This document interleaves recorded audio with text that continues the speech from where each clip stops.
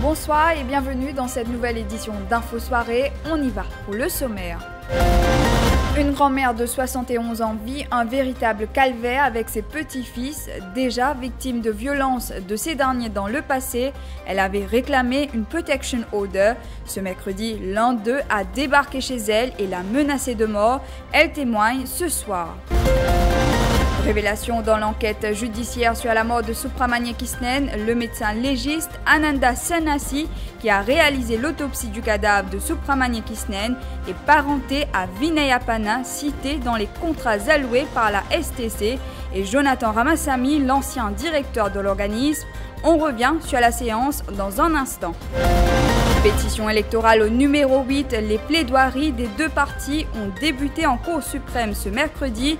Maître Ravin Chetty a fait ressortir que la mesure d'augmenter la pension de vieillesse avait été annoncée avant la dissolution du Parlement et figurait également dans le manifeste électoral de l'Alliance nationale. Encore une belle prestation de la handisportive Noémie Alphonse aux Jeux paralympiques de Tokyo. Elle termine au pied du podium, 5e place au 100 mètres T54. Anaïs Angeline, elle, s'incline en demi-finale du 100 mètres T37. Une première unité de soins palliatifs ouvre ses portes à Maurice et à la clinique Ferrière. Reportage dans cette édition. Son histoire avait fait couler beaucoup d'encre en 2012, une grand-mère de 71 ans, victime de violences de ses petits-enfants. Davy Coupen a vécu des moments douloureux avant de connaître un léger répit ces dernières années, quand les petits-enfants se sont retrouvés derrière les barreaux. Mais voilà que ces violences ont repris de plus belle aujourd'hui. Elle connaît de nouveau le même calvaire. L'un de ses petits-fils, âgé de 28 ans, a débarqué chez elle ce matin et a saccagé sa maison et l'a menacée de mort. Elle témoigne ce soir. Arrête de discuter, moi, mon malade, je sais, je jamais fait monter, mon sentiment peut tomber, arrêtez-moi comme ça. Arrête grave, mon la case comme ça, je sais, chaque fois, tu pas faire grave, mon la case, tu pas de travail, mon ne pas manger, mon ne pas boire, ben, tu t'as pas de travail, tu t'as toute la vie. Ça ne m'a pas fait plaisir. Mais c'est du moment gros rôle aux hommes. Mon pays n'a plus de écoute, mon pas gagne plus de nous, mon travail, c'est mon petit travail. Les enfants, des jumeaux là, je tiens couteau, je tiens sable. Il y a une demi-frère plus grand, donc après là, tu peux cacher dans le lit, cacher partout, passer au-dessus en cause, tes frères là, passer au-dessus.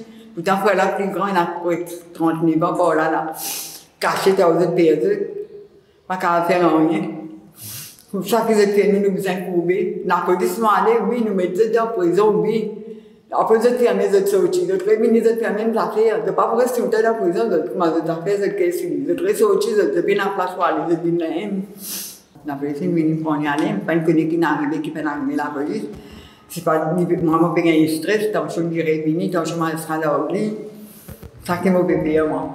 Je suis venue 5 grammes, ma sac à finir un coup de couteau même. Toutes ces affaires, les poutouilles, c'est vrai, c'est des mi-frères. Les poutouilles, c'est des mi-frères.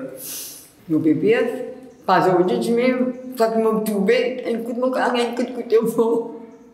Je me sacre mon beau, pas sacre moi. Je me sacre la chip, la côte du palais. Chabon, je ne peux pas gagner un coup de couteau, je ne peux pas gagner un coup de non. Tellement c'est mauvais cette vidéo. Je peine à pitié de vous tuer, ça. Vidéo, c'était dans l'équerre. Un ex-militaire américain arrêté avec 8,6 millions de roupies d'héroïne aujourd'hui.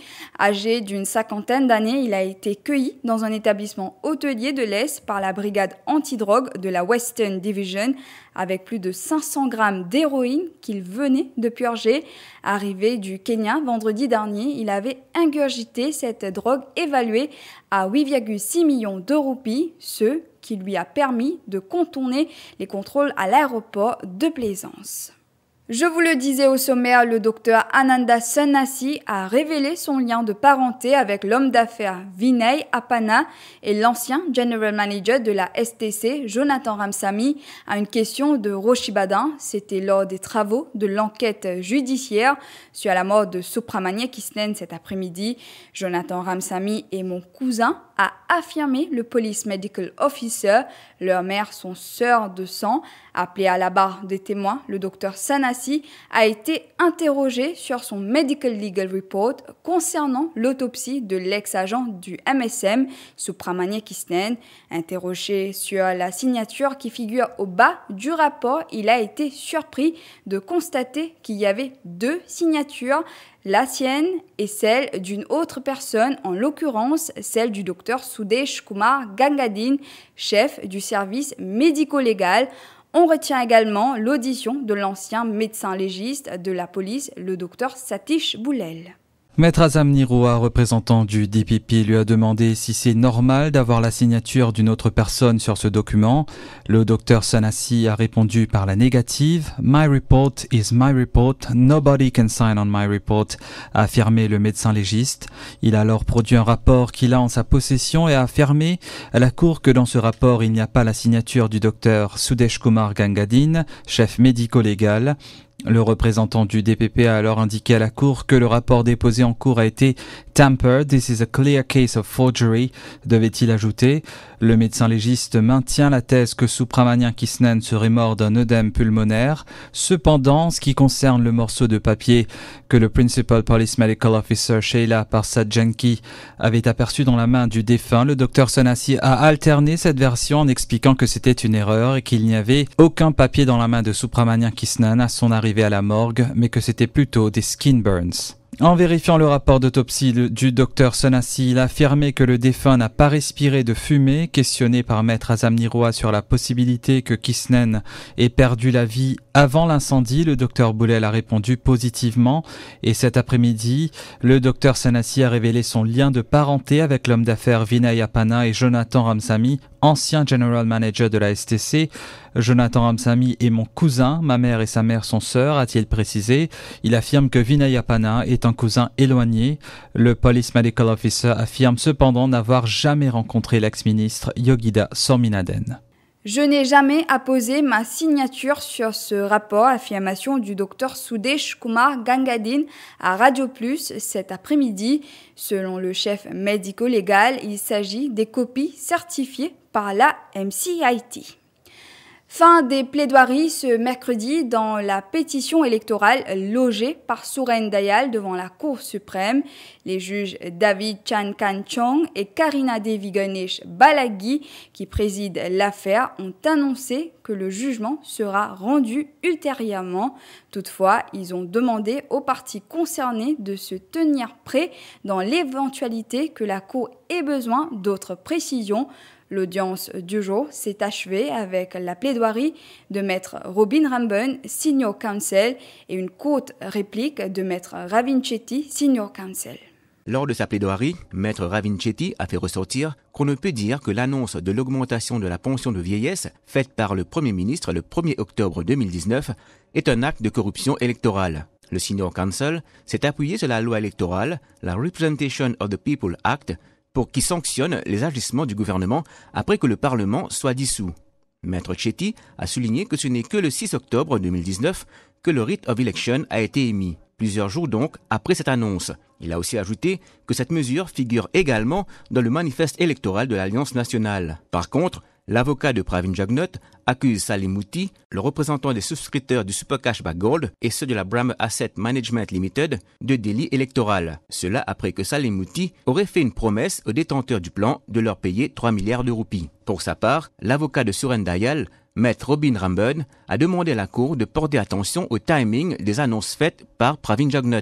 Il a cité l'exemple de la pension de vieillesse et le rapport du PRB, les annonces faites entre octobre et novembre 2019. Il a aussi demandé à la Cour de prendre en considération l'influence que ces annonces ont pu avoir sur l'électorat. Maître Ramben a tenu à rappeler que 5 jours après l'annonce de l'augmentation de la pension de vieillesse, le Parlement a été dissous. La suite de ce journal après la pub.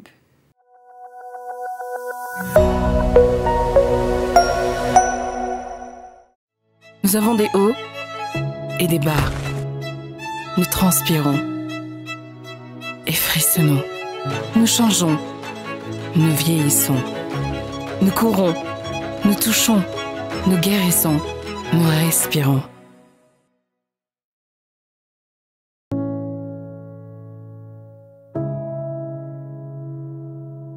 Les corps Nivea Rich Nourishing.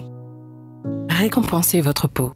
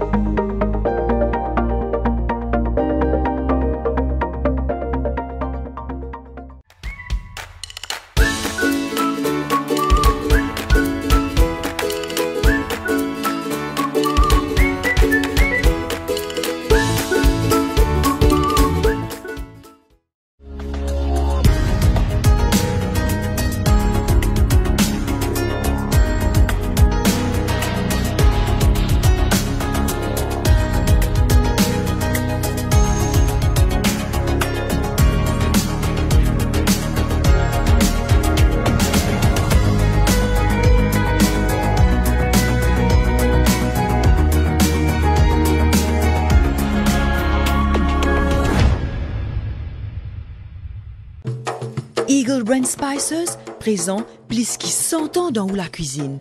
Beaucoup Mauriciens ont grandi en saban savela. Nous avons désenvoyé tes épices pour tout type la cuisine, pour tout ban Mauricien.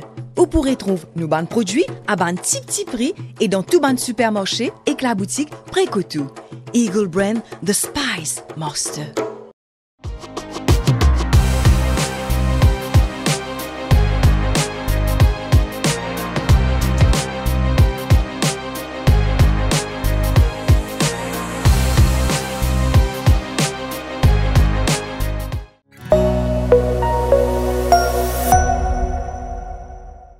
Parlons Covid-19 à présent, le variant C.1.2 ne fait pas partie des variants of concern ni des variants of interest, pas même parmi ceux surveillés par l'OMS. Déclaration de son représentant à Maurice, le docteur Laurent Moussango. Ce variant est encore identifié comme classique et qu'il en existe environ 200 dans cette catégorie, précise le docteur Laurent Moussango. Il est au micro de Christina Nélan. Et là, nous avons 11 variants qui sont en surveillance. Parmi les 11 variants, le C1.2 n'est pas mentionné ni dans le variant of concern, ni dans le variant of interest, ni dans le variant of monitoring and surveillance. Et je tiens à rassurer la population et les autres personnes que ce variant n'est pas encore classifié par l'Organisation mondiale de la santé. Il est dans les variants classiques qui sont autour de 200 et quelques. Il y a eu des cas de ce C1.2 qui ont été détectés en sequencing, mais ils ont été bloqués en quarantaine. C'est des variants qui sont importés, donc il n'y a pas d'inquiétude. Le docteur Laurent Moussango indique en revanche que la position de l'OMS sur les booster shots reste inchangée, elle n'est pas encouragée car des pays éprouvent encore des difficultés en ce qui concerne l'approvisionnement de vaccins contre la Covid-19.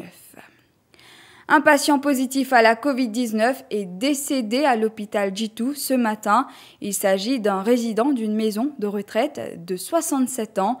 6 autres cas positifs ont été détectés dans ce centre situé à Dagotière, dont un patient de 94 ans et 2 membres du personnel. Le gérant de cette maison de retraite déplore ce qu'il qualifie de laxisme des autorités.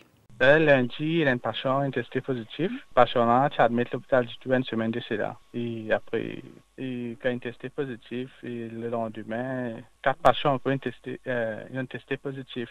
Et le matin, il y a un résident qui est décédé. Et il est âgé de 67 ans. Même hier, quand on est avec une autorité, nous demandons de l'aide, mais personne n'a de nous. même côté ministère de la Santé, Sécurité sociale, je dis où je ne peux pas faire rien. Et même nous téléphone hotline 8924, je dis comme ça qui est saturé, je ne peux pas faire rien. Sollicité en préposé au ministère de la Santé, explique que le gérant de cette maison de retraite avait été informé qu'il devait assurer que les patients se fassent dépister. Et 8 cas positifs de la Covid-19 ont été décelés au sein de la délégation mauricienne de badminton qui se trouve actuellement au Bénin dans le cadre des championnats d'Afrique U15 et U19. Il s'agit de 7 joueurs et un entraîneur. La délégation devait prendre l'avion pour rentrer au pays ce mercredi. Ceux qui ont contracté le virus ne sont pas autorisés à quitter le Bénin. Les 4 autres membres de la délégation, dont les tests sont négatifs, rentrent ce soir. Positifs à la Covid-19, 3 membres d'une famille ont trompé la vigilance du personnel d'un hôtel converti en centre de traitement à Grand-Bay pour se balader sur la plage. Les faits se sont produits hier. Ces habitants de Pointe-aux-Sables, dont 2 mineurs, ont été surpris par un élément de la Garde-Côte nationale. Ils seront poursuivis pour violation de la Quarantine Act à leur sortie du centre de traitement.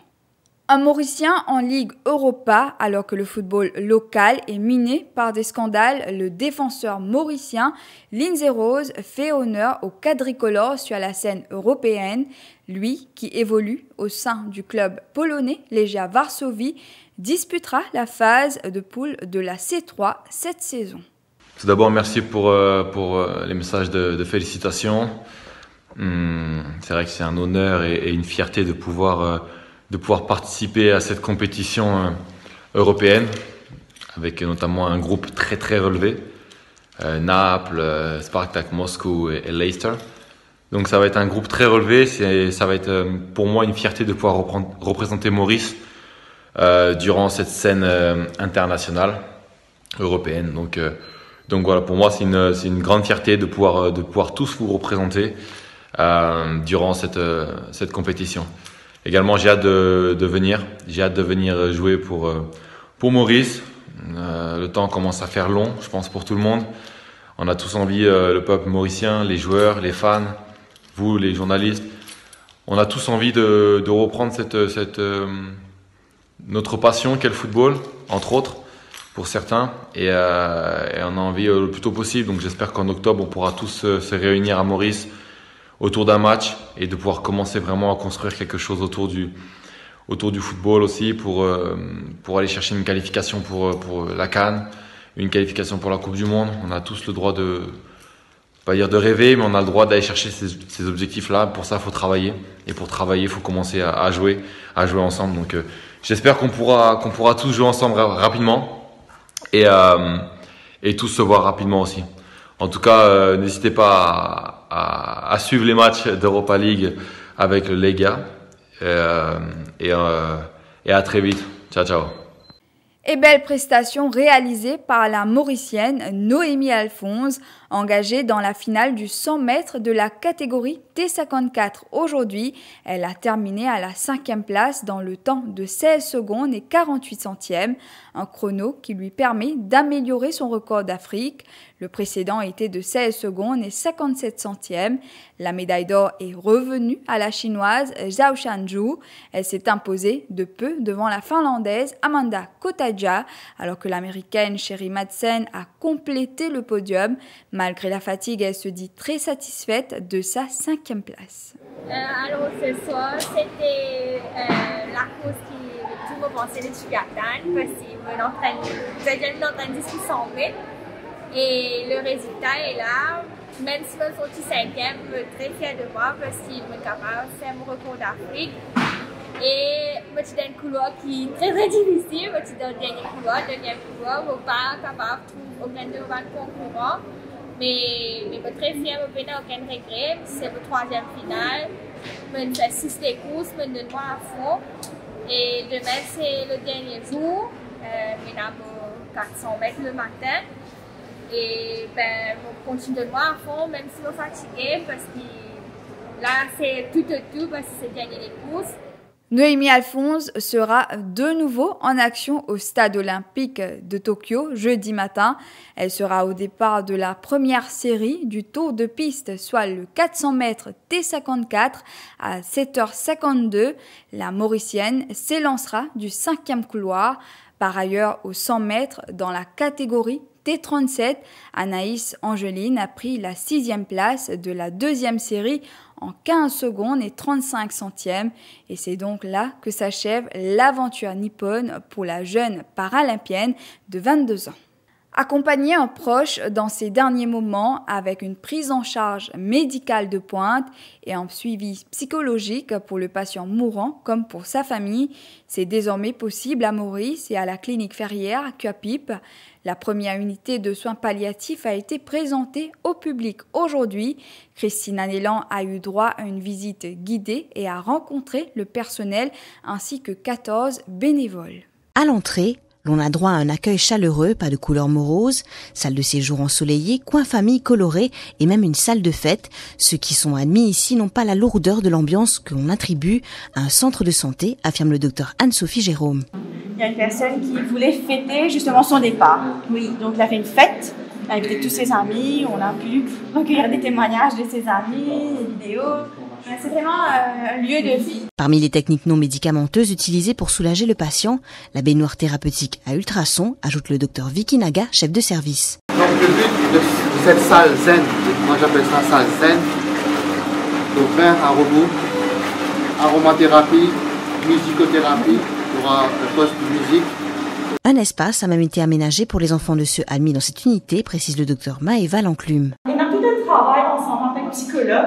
Safia qui pourrait dans tous ces enfants-là pour expliquer l'amour tout en respectant cette équipation-là, on explique aux enfants. Le suivi psychologique n'est pas réservé qu'aux familles, le personnel aussi y a droit, nous confie Safia Adamji, la psychologue. Pour l'équipe soignante elle-même, on est tellement impliqués, on est tellement là matin, midi et soir aussi que bien souvent des liens se créent et c'est difficile aussi pour les soignants de dire au revoir et de pouvoir faire le deuil. Contrairement à un hôpital ou un autre centre de santé, la prise en charge est différente, explique le General Manager Donald Ayung. Le forfait sera et nous jouons là la transparence, sera de 15 000 roupies par jour. C'est-à-dire, ça comprend la chambre, les médecins qui sont en permanence sur l'établissement.